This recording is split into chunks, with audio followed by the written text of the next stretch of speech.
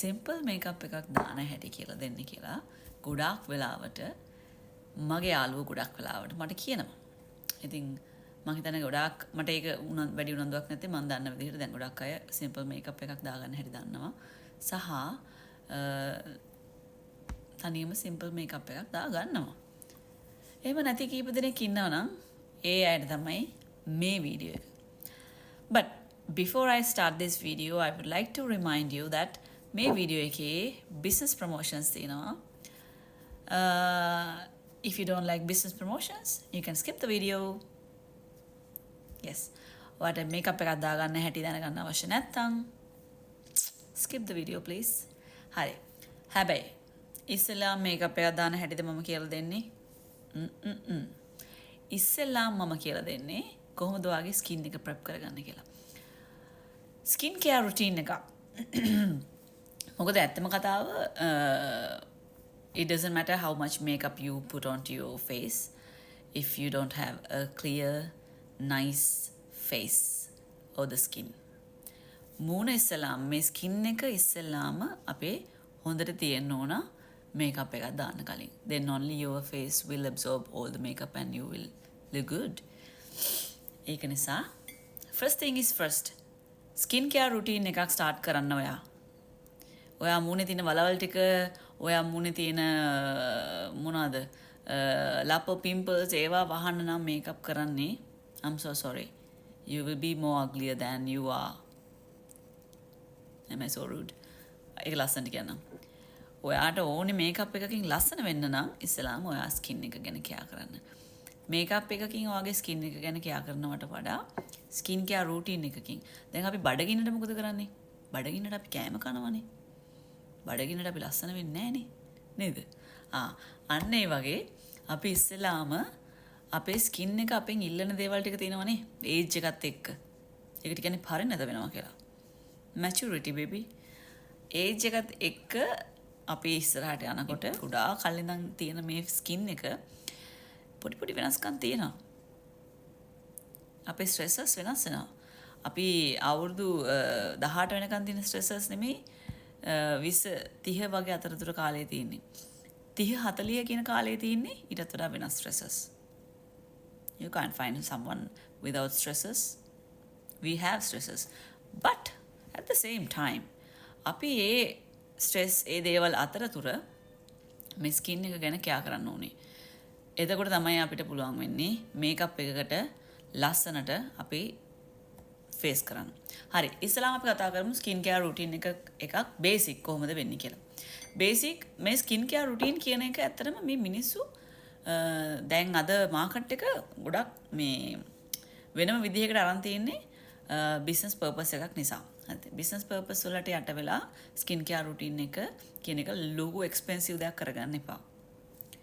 Simply ඔයාගේ skin එකට match වෙන ෆේස් වොෂ් එකක් සිලෙක්ට් කරගන්න. ක්ලෙන්ස් කරන්න. Toning is a must. We'll forget about cleansing. Toning is a must. දැන් මම ඔයාට ඇත්තම කතාව කියන්න මම ක්ලෙන්ස් කරන්නේ නැහැ. Because I don't have time. I don't like to say that. Well, time නෑ නෙමෙයි. I think it's a waste of time. Yeah. Cleanse එකක් තියෙනවා නම් ඉඳලා හිටලා cleanse කරාට කමක් නැහැ. But if you have ample of time, yes, of course.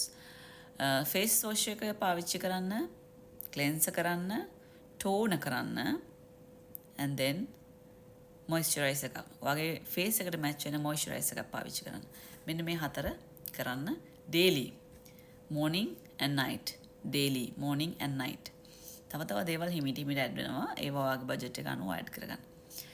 ඊට පස්සේ once a week or twice ඔයා ස්ක්‍රබ් කරන්න. exfoliate කරන්න. මූණේ මැරුණු සම ඉවත් කරන්න. right. මම දැන් ආයෙමත් එන්නම් මුලට. face wash කරනවා, cleanse කරනවා, tone කරනවා, moisturize කරනවා. ඔයාට moisturize කරන්න කලින් පුළුවන් serum එකක් පාවිච්චි කරන්න. vitamin C, එතකොට niacinamide, retinol ඔය වගේ ඒවා. එතකොට මේව පාවිච්චි කරන විදිහ ගැන මම මේ වීඩියෝ එකෙන් කතා කරන්නේ නැහැ. ඒක දිග වැඩි වෙනවනේ.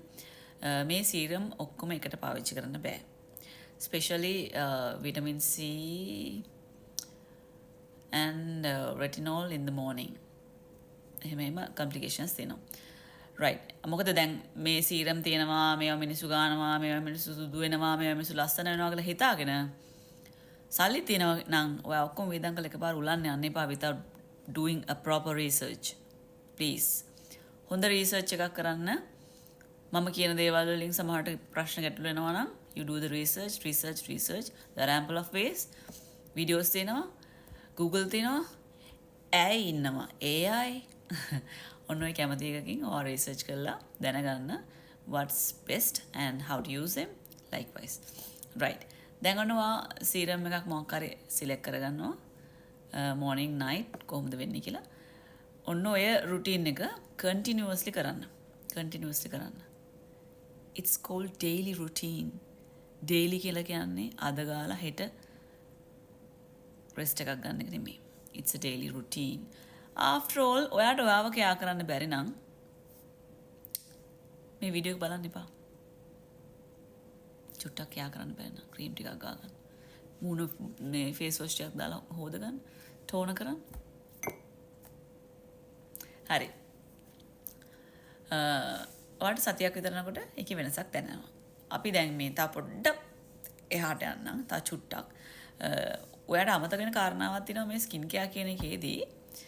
We do have natural ways of course. අපිට natural විදිහට අපේ ස්කින් කෙයා කරන්නත් පුළුවන්. කොහොමද natural විදිහට face wash නම් මම දන්නේ නැහැ කොහොමද කියන්නේ කියලා. face wash එකක් පාවිච්චි කරලා ice cube treatment එකක් දෙන්න පුළුවන්. ඔයාට daily ice cube treatment එකක් දෙන්න පුළුවන්. ඔයාට too much oily skin එකක් තියෙනවා නම් open pores තියෙනවා නම් ice cube treatment best. And if you have function to go today, ඔයා makeup කරන්න පැයකට විතර කලින් ice cube treatment එකක් දෙන්න. makeup එක perfect. Thank me later. ice cube treatment එක, aloe vera, coffee, honey ඔන්න ඔය වගේ විවිධාකාර දේවල් තියෙනවා. ඒවත් හොයලා බලන්න. exfoliate කරන්නත් විවිධාකාර natural ways තියෙනවා. homemade remedies. අන්න ඒවා හොයලා බලන්න. right. මම කරන්නේ face wash, toner, serum, moisturizer and 1 or 2 times exfoliation. මේවට වෙලාවක් යන්නේ නැහැ. මහ ලොකු වෙලාවක් යන්නේ නැහැ. මූණ හොදනවනේ නේද? It doesn't take much time. exfoliate කරනවත් මහ ලොකු වෙලාවක් යන්නේ නැහැ. බබාලට කන්න බොන්න දෙලා නිදි කරලා මුණට ස්ක්‍රබ් එකක් දාගෙන භාජන හොදන්න.